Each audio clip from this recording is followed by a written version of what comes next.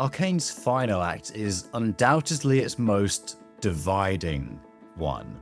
Some people think it's the best one, some people think it's the weakest one. Personally, I'm somewhere in the middle, and I'll explain why in great detail later on, but I want to start by just talking about episode 7, which I absolutely adored. It's one of the greatest things I've ever watched. There's just something magical about it. And here's the thing, what's people's biggest complaint with this season, in particular this arc? The pacing. Right, that it needed an extra episode or two. The irony is, this episode could have just not happened. Ekko and Heimerdinger could have just come back shortly afterwards with Jace, and that would have given the rest of the act a lot more time to wrap everything up. And yet, I would not trade this episode for that. And I think the overwhelming majority of people would agree with that. It somehow combined this kind of end of the world apocalyptic feeling in the beginning with just a beautiful look into Jinx, Ekko, and what could have been.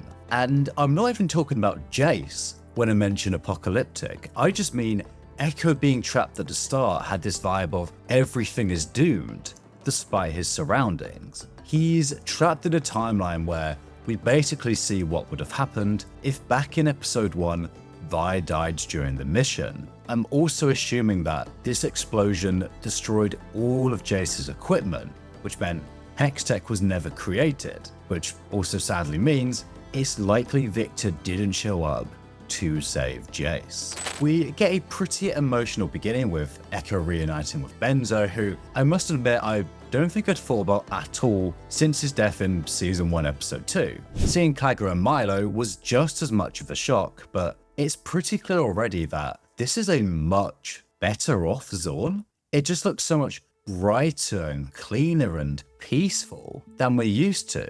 And there's a lot of focus on the inventor's fair, with Clagger talking about his own invention. It seems as though Zaun has taken on the idea of progress themselves. Maybe not the entire city like it is in Piltover, but I thought this was really cool to see. But anyway, Heimerdinger reveals that he's been here for just over 3 years, and that he's been able to accomplish a lot in this world. And I'll come back to that later, but it's an interesting question on how this happened.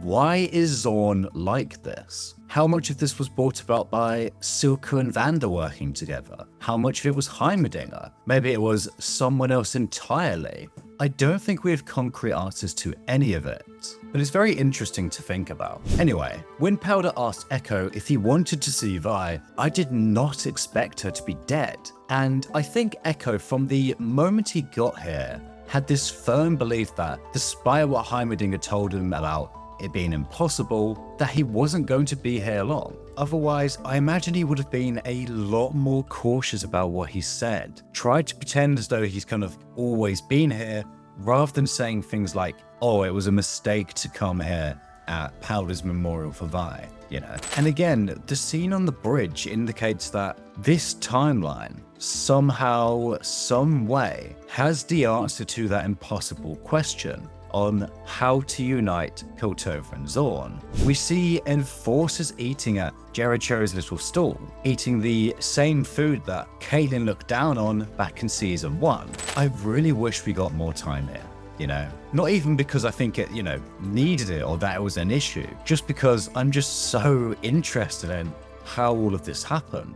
But anyway, obviously this episode has 2 storylines, the other one being Jace in the straight up wasteland. The mage he sees here is later revealed to be Victor, and so why did he turn around and leave her? Why go up to that high point we see at the end of the episode? Was he testing Jace, or what was it? The explanation I've heard is that Jace needed to go through all of this in order to do what he did. I suppose seeing his own body like that would have definitely given him the drive to do what he did, but I kind of felt like he already had that. But anyway, the episode cuts between the 2 plot lines a lot, but I think I'll just go through the rest of Jace's in one go. The symbolism is not subtle at all here. Him being hurt by his own creation as he falls down the cliff, now being forced to live in Victor's shoes for a bit with his broken leg, having to claw himself up this impossible cliff just to get to Piltover, whereas anyone born there could have just skipped that whole ordeal, being forced to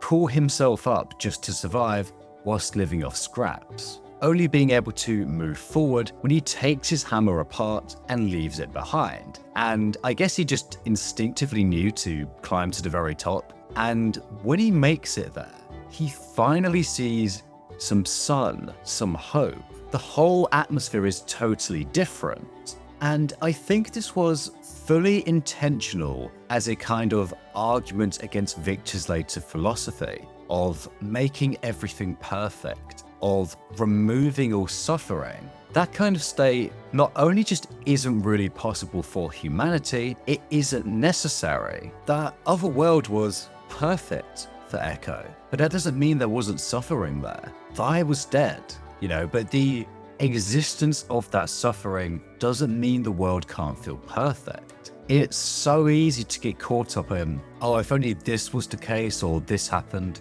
As Ekko says, he used to dream the Undercity could be like this and somehow got caught up in all the ways it wasn't. Likewise, the other side of the coin is we have this beautiful natural tendency to be able to always find hope no matter how barren everything seems, and the ability to move forwards towards it. Anyway, I'm going to come back to that really shortly, because obviously there's a lot more on Ekko and Powder's part. So let's go back a bit to Heimerdinger's beautiful song about spinning the wheel and not caring where it lands, about enjoying the journey more than the end, about just living. And I think there's a major significance here too. Let's not forget that in season 1, this guy was pretty oblivious to the suffering of the Undercity, even to Victor's suffering right next to him. He just lets things play out and was oblivious to it all. And yet, he seems to be repeating his mistakes at first glance. He says, where the chips fall is not your concern. But I think this is completely recontextualized by what we later see. Remember that Ekko took over this world's Ekko when he arrived. So the same likely happened for Heimerdinger. But where is he? He's not hidden away in Piltover, but down in Zaun, spreading joy. He left the council, and we saw how much that meant to him. He left there to come down and help Zaun, the city he previously neglected. Although we never find out what it is he claims he accomplished, which is interesting because if he's right and he's learnt from his past mistakes and really genuinely helped out the Undercity, which he very well may have, maybe he's the reason everyone's creating all these incredible inventions. He's spent his time educating people. If so, then that's a great bit of development for him. However, we saw a lot of kind of naive obliviousness from him in season 1, which we might be seeing again here. But I think what we see of him later shows that this is a changed man. Yordle. Anyway, initially he's hesitant to help Ekko, his past experiences with the Arcane, warning him against tampering it. And he's right, this is the one thing that he was undoubtedly correct on. But as he says, how could I neglect a brilliant lad in need again? It's that same hesitancy that caused so many issues before that he throws aside to avoid repeating his past mistakes. And I'm going to come back to him in more detail because there's actually quite a bit more to say on that. But we already start to see a quite beautiful bit of development here with him. And following this, we get one of my favorite scenes in the whole series. Me and countless others really loved the change in pace this episode provided, and this scene really highlighted that for me. We see the trio inventing, and we don't know what they're inventing, but it doesn't particularly matter for this moment here. It's far more about that silent storytelling that Arcane excels at. The beautiful connection between these characters. And I think Powder knows something's up with Ekko here. I doubt she knows exactly what, because who would ever guess that? But she can tell something has happened to him. Although maybe it is possible that she actually knows exactly what's happened. That would explain why she's not really confused when Ekko says later on, can we pretend like it's the first time? But anyway, we see Heimerdinger's new excitement at Ekko's success. And although he does still warn him not to go too far with it, this now feels like the words of an actual scientist. It's not based on fear, it's just practical advice. And we get the final culmination of all of his development so far. Firstly, from being so aloof and oblivious to the suffering around him, to his socially shrewd comment about how one's thoughts are more easily gathered in isolation, clearly being an excuse for Ekko to go to the party with Powder. And that line, what's the point of a device like this if you don't enjoy the time you have? Heimerdinger has always had all the time in the world, you know, but as we later find out, only recently he's felt as though he's actually started to live, to use that time. He spent his whole life solely focused on progress and built a beautiful, if imperfect, city as a result. But what did he miss out on? What was beneath that city? And what was beneath his very nose this whole time? There's things far more important than just progress. He'd always known that, and we saw that in his approach to safety. But this is totally different. There's things more important than progress in terms of life outside of it. We saw his almost childlike desire for adventure when he broke into Jace's lab and acted as though he was on some super secret mission, and only now has he found it in these two. I think he spent his whole life afraid of any sort of change, you know? Afraid of bringing the Rune Wars back, and perhaps justifiably so, but that fear spread too far. It not only stopped him helping, it stopped him living. And so now when he sings, go make some mistakes and where the chips fall is not your concern, it's not about him being oblivious. It's about him not being afraid to actually go and live anymore. And he wants exactly that for Ekko too. And man, the sequence of him and Powder dancing is just beautiful. This is exactly it. It's just dancing in the present. It's not fear of the future or regrets of the past. And the way she walks in the same way as Jinx, but obviously very, very different. You know, the Jinx that we know never got the chance to even really consider a romantic connection, you know? That side of her is just completely unavailable to her because of the circumstances she was always in. And obviously, this is what could have been. You know, the colors, the music, the way they're almost dancing in slow motion because, as Ekko says, he wants to stay in this one moment forever. Now, I think I've got to make a whole separate video on this whole episode, you know, but we can see the choice he's weighing up here. Does he stay? You know, he could effectively follow in Heimerdinger's footsteps, you know, being oblivious to the suffering of the other dimension and staying content in this paradise he's found. Although I'd say Heimerdinger had far more of a responsibility to help that he basically neglected. But for the first time in the whole series, we see Heimerdinger actually inventing. We see the genius that was hidden. You know, Heimerdinger may have been Ekko's mentor, but I think Ekko taught him just as much. You know, as it says, ever since I've met you, lad, I've truly lived. Back in Season 1, Episode 4, he talked to Jace about Stanwyck, a terrible inventor who put his own ambition aside to focus on teaching his students. But Heimerdinger called this focusing on something far more important, but never really seemed to embody the idea of putting his students first until now. That was his sacrifice, and it's Heimerdinger's too. We say goodbye to Heimerdinger, who gets a beautiful conclusion, and Ekko says goodbye to Powder in an incredibly difficult decision. And I know I spoke a lot more about Heimerdinger in this episode than those two, which probably surprised a lot of people, but a lot of people have spoken about them already, and again, I'm going to come back to it all in more detail in a separate video. But man, what an episode. You know, genuinely one of the greatest things I've ever watched, and one that I can't wait to go into more detail on in another video. However, by contrast, episode 8, while still super enjoyable, is definitely the episode I most felt the time constraints on. To be honest, I think this was my least favorite episode in season 2. It kicks off with the Mel and Black Rose subplot, which at the time I was super excited for.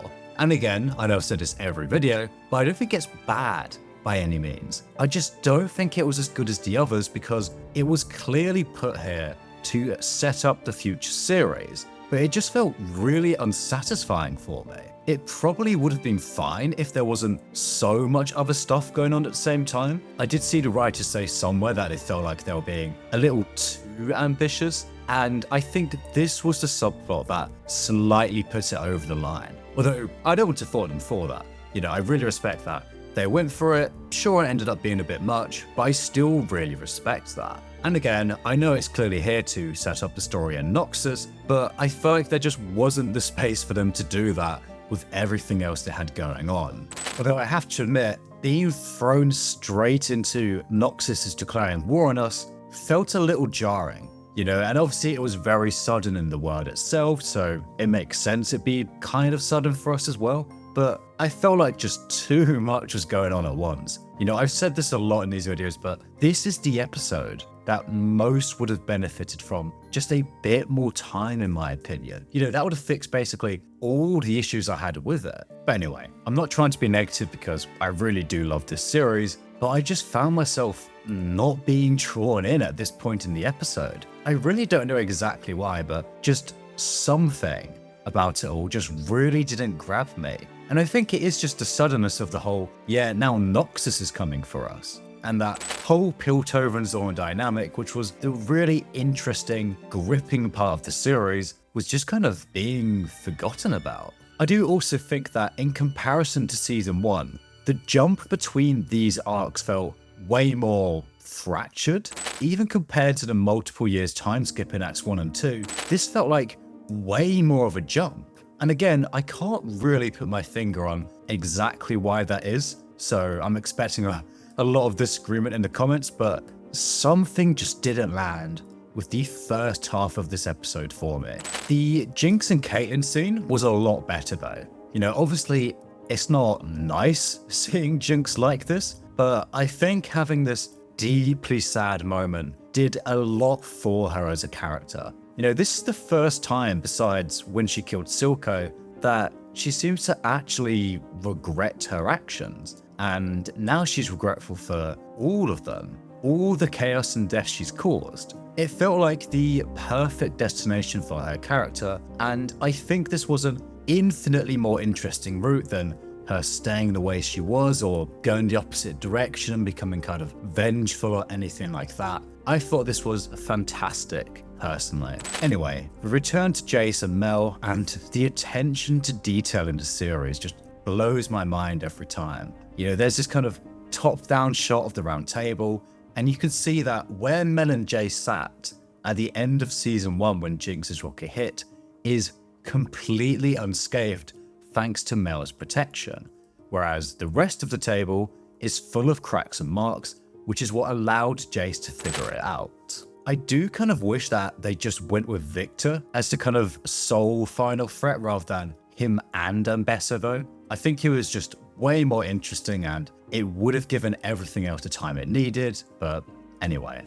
The Silco and Jinx scene I loved, not just because of what it meant for Jinx, but for what it meant for Silco too, and kind of recontextualizing his actions in season 1. You know, we kind of knew a lot of this already. And obviously, this isn't actually Silco, but rather how Jinx saw Silco, but she knew him better than basically anyone. And the way he talks about how we build our own prisons, bars forged of oaths, codes, and commitments, how he thought that he could break free by eliminating those he deemed as jailers. It all goes back to his line at the end of season 1's first episode, when he's first introduced that real power doesn't come to those born strongest or fastest or smartest, it comes to those willing to do anything to achieve it. We saw how, seemingly anyway, He used to be a very reasonable man in Vanda's flashback, and yet it didn't get him what he wanted. He found himself having to push his morals more and more to try and get results until Vanda thought it too much. He was the jailer who tried to keep him in these walls of limitations, as he calls it. He thought killing Vanda and anyone in his way would set him free. We saw him, much like Singed, willing to do whatever it took to reach his goal, and yet he found himself in the same prison but with different walls. He found Jinx and realized he was never free. He was a prisoner to the idea of Zaun. The cycle only ends when you walk away. Perhaps he could have, but Jinx now certainly has the option to. Well, if she gets out of this cell anyway, you get the point I'm making. Much like when her and Vi found Vanda's letter, whilst the cycle may be repeating itself, perhaps they have the chance to improve on it. And it's at that very moment that Vi shows up to free her from that very prison, to give her the chance to rewrite her story. But Jinx believes herself too far gone, that she's undeserving of that as long as she's around, Vi doesn't get to live the way that she deserves. She clearly took walk away very differently to how Silco would have intended it if that actually was him, much to Vi's despair. And let's talk about this next scene with Vi and Caitlyn, because this is definitely going to be the most controversial part of the whole video. But the timing on this felt really off to me. You know, I get what they were going for. You know, last time Vi was in a prison, she was left completely alone, but now Caitlyn showed up to show her that that's not the case. But given that Vi saw Jinx in a state of borderline wanting to die at the end of episode 3 and now saw her walking away saying things like, "Don't worry about me anymore, I'm gonna break the cycle, there's no good version of me," etc. I really don't think there's that much doubt over what she's gonna do.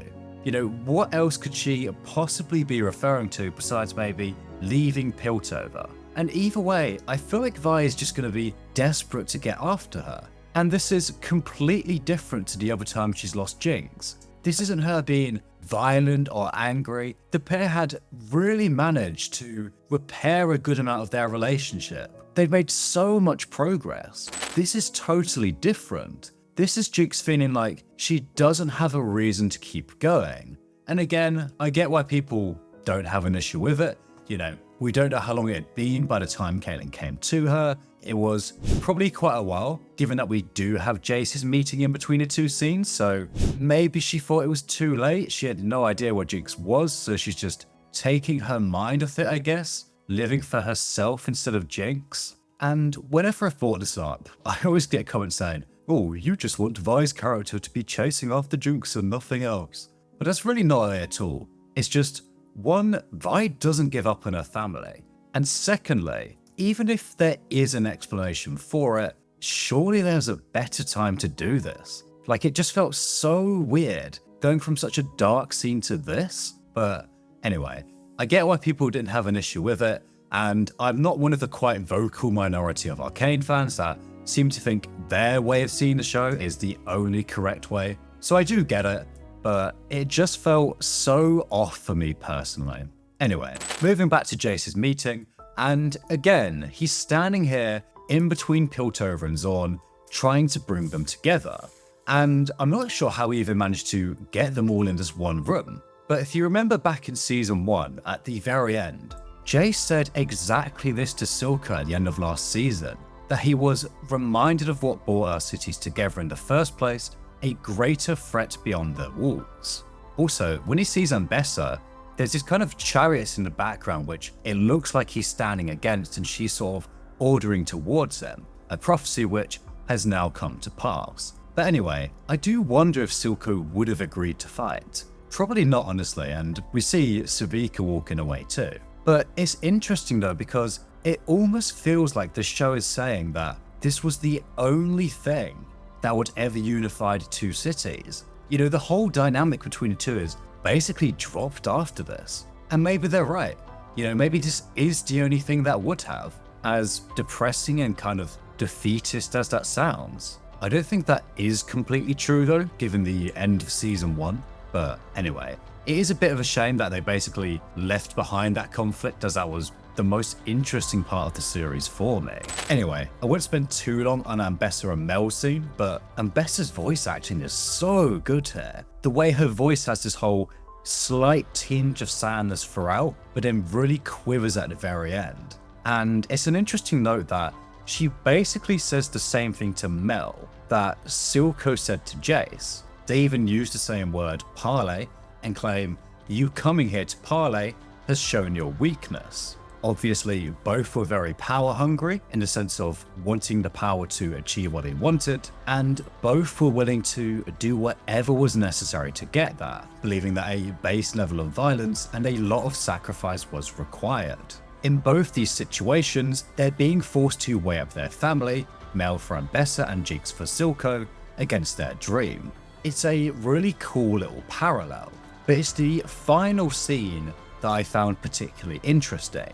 Victor seems to have changed his mind on evolving all those willing, and is now simply going to evolve everyone whether they like it or not, even changing his mind on using Vander's blood, which I think comes down to two things. Firstly, I think he starts to lose his emotions as he goes through this process, hence why Sky says, you won't miss our conversations.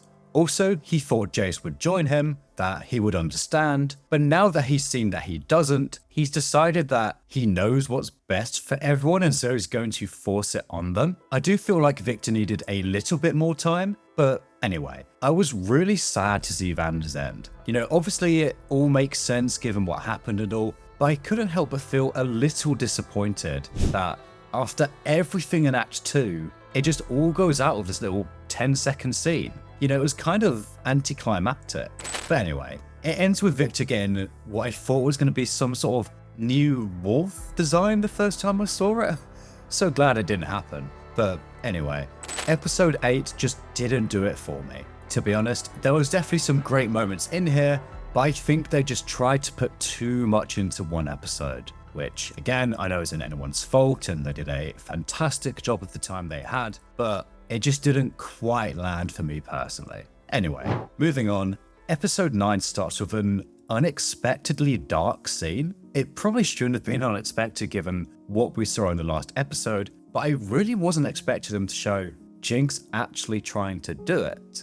It was really quite heartbreaking to watch. I do really wish we got to hear what Ekko said to bring her back from this state though. There clearly had to be something more than just a line from the alternate verse Powder, and I felt like that would have been a super interesting part of Jinx's character. Maybe it's something to do with seeing her signature little monkeys in Ekko's Z drive, but again, with the state she's in, I feel like there had to be way more to it. Although I can also see how not telling us works quite well. I think it would be quite hard to show anything that felt believable, if you know what I mean, but anyway. We're then thrown right into the war, which I know some people didn't enjoy and felt it was quite marvelly, but I still thought it was really good. You know, I would have preferred them to just focus on Piltover and Zaun, but I still really enjoyed it. You know, I liked all the details to really separate the two sides, from Piltover using guns against Noxus's crossbows.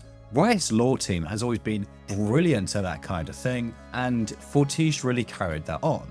Piltover just seemed completely unprepared for this. The only HexTech defense they seem to have is the little turret Loris is in, which of course is left completely exposed. The irony of it all is Ambessa, who tried to push them towards HexTech weaponry, now seemingly can't be stopped due to their lack of it. You know, we see her ignoring Caitlyn's rifle, thanks to these little rune things, but it's not like she could have done anything against what Loris was using.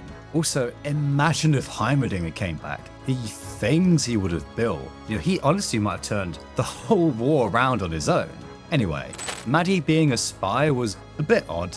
I mean, okay, cool, didn't really change much in the end. I suppose it was just to show a failure of Caitlyn's and Ambessa's guile, but it really wouldn't have made any difference whatsoever if this didn't happen. Also, I've seen quite a lot of people say that they thought she wasn't always a spy and changed sides when Caitlyn broke up with her. I don't think that's true, because she says, "I appreciated your warmth." That sentence only makes sense if she was manipulating her at the time they were together too, if that warmth was just kind of a side effect of it. And I think I saw somewhere that the creators confirmed she was Noxian anyway, so. Although I do think that breakup is the reason that, one, we see this evil little smile when we play it frame by frame, and two, that she aims for Caitlyn's neck, not her head. She didn't want this to be over quickly, which is majorly fucked up, but anyway. I still thought the whole Noxian taking over scene was brilliant though. You know, you really feel that sense of desperate defeat that everyone there felt, especially Caitlyn, and it just made Jinx and Ekko showing up, you know, hype as fuck, right? And Caitlyn telling Ambessa to shut up and fight was one of my favourite little moments as well. And honestly, I thought the conclusion of their fight was great. You know, I really didn't expect them to kill off an in-game character. I've not played League for a few years now, but I'd heard that, you know, about 2 weeks before the season came out, they released Ambessa. I was convinced that she had to survive the season because of that, but there we are. Victor and Jace's conclusion is one of my favourite subplots in anything, honestly. We start off this shot of him in the same position we saw him in at the end of episode 7, and we get this stunning shot of all the minds united. And look at how beautiful Victor's design is. You know, glorious is the only word that really does it justice. I saw a fair chunk of people dislike the whole Victor being the mage time loop thing, and there are definitely some issues when you really think about it. You know, like, why did he even bother giving him this rune if he wanted to prevent all of this? I suppose the explanation is that HexTech got invented anyway, but I didn't really mind any of this personally. So we gotta rewind a bit, pun fully intended, to Ekko's entrance, which was the most hype moment in the whole series for me. I do wish the fight between him and Victor went on a little bit longer, and there could have been a really cool conversation between them as well if they decided to go that direction, but it was still a brilliant bit. However, I gotta be honest, the last scene with Jinx and Vi just didn't really hit me, to be honest. I don't know what it was, but I just didn't find myself getting emotional at all at this. I find myself not caring too much. I think it honestly just felt a little bit forced, and almost as a bit of an afterthought to everything else. You know, it's as though they threw this in at the end because they just didn't really know how else to transition from the end of Victor into anything else. Yeah, this just fell really, really flat for me. But I thought the ending sequence was, you know, it was alright. Like, we were never gonna get a fully conclusive ending as such, just due to the nature of this being based on a game with ongoing lore. And this is going to sound slightly crazy, but I do actually like the fact that they showed the kind of disdain of the Piltover members towards Savika. Like, to be clear, I don't like the fact that that's how things are, but I do like the fact that they at least remembered the whole Zaun Piltover divide in this last scene, even if only very, very briefly. And you know, it would have been completely unrealistic to me if all of that just ended with, yeah, everyone gets on now, hooray. So I'm glad they put that little bit in. So what did I think about the season overall? You know, it was phenomenal. Absolutely phenomenal. Was it perfect? No. I think it would have been perfect with a couple more extra episodes though. And the thing is, I've pointed out a few things I wasn't so keen on, especially in episode 8. And I found online that when you say even the tiniest, most nitpicky things you don't like about a series, people kind of lose their minds a bit, but I still love this series. You know, it's one of my favorite of all time. I'm super excited to see what they come up with next. And I think if there was one thing I would change, it would probably be that instead of the war against Noxus, they just stuck to Piltover and Zaun. But anyway, thank you very much for watching. I'll be completely honest, there probably won't be any more Arcane videos unless this one blows up, because they've done pretty shocking so far. But thank you very much for watching, and I'll hopefully see you again soon.